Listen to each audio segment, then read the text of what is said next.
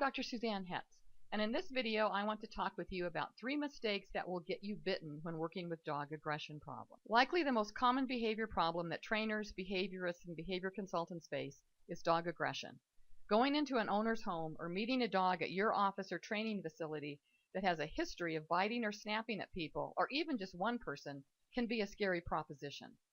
We've gone into hundreds, if not thousands, of those situations and only been bitten twice, neither time severely. And those times were due to the unpredictable nature of the dogs. Most times, dog bites are avoidable if you know what to do and what not to do. The first mistake that is almost guaranteed to get you bitten is to confront the dog. This is a mistake first off because the vast majority of dogs that bite are defensive. This means they are motivated by fear. Making a fearful dog more afraid by confronting and intimidating him is just making the problem worse. Confrontation puts not only you, but everyone else handling the dog in the future at a greater risk of being bitten, because now the dog has even more reason to be afraid and defensive. Instead of provoking the dog, our job as behavior professionals is to help the owners learn why the dog is wanting to bite, teach them how to prevent the response, and then to change the dog's motivation. The second mistake that will get you bitten is forgetting to keep your hands to yourself. People who want to become dog trainers often think that just because they love dogs so much, dogs will just naturally love them back. We've heard people describe how they just have a way with dogs and that a dog wouldn't possibly want to hurt them.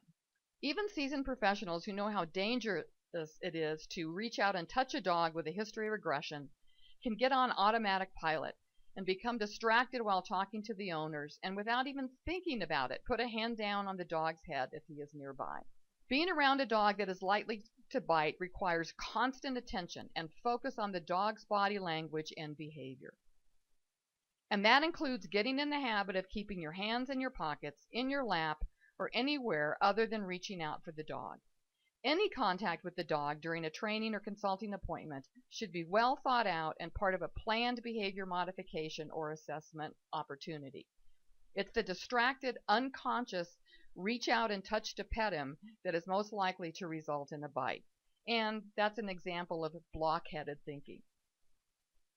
The third mistake that will get you bitten is not advising the owners exactly where you want the dog to be when you arrive at the house, or exactly how you want owners to bring the dog to your facility. If you are going to the home, tell the owner specifically where you want the dog to be before you arrive.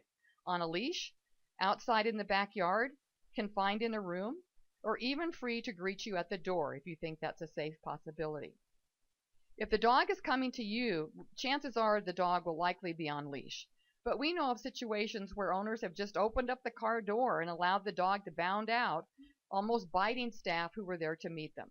You don't want this to happen to you. Also consider whether you want the dog to be muzzled, and what kind of harness or collar or leash should the dog be on. All of these instructions should be given to the client ahead of time. If you are going to the client, call them when you pull up to their house and check to see that your instructions have been followed, and if not, advise them to do so at that time. If the client's coming to you, advise them to call you when they arrive before they get out of the car. Our full series of steps to take to avoid being bitten is one of the biscuit collections of articles we write every month for members of Behavior Education Network. That's just one of the many benefits for being a member of BEN. Just to show you how much people like our website and our membership, here's a comment we just received from a new member. Thank you for all you do. I just joined and I'm getting an excellent education on many levels, which is making me a better dog trainer and behavior consultant to my clients. And that comes from Colleen in Ashland, Oregon. So if you're a training or behavior professional who wants to become more effective and successful and learn from certified applied animal behaviorists with almost 30 years of experience running a successful behavior consulting practice, then visit behavioreducationnetwork.com today and give us a try. We provide scientific pet behavior education and coaching in a supportive community environment, and we'd love to have you join us. Thanks for watching.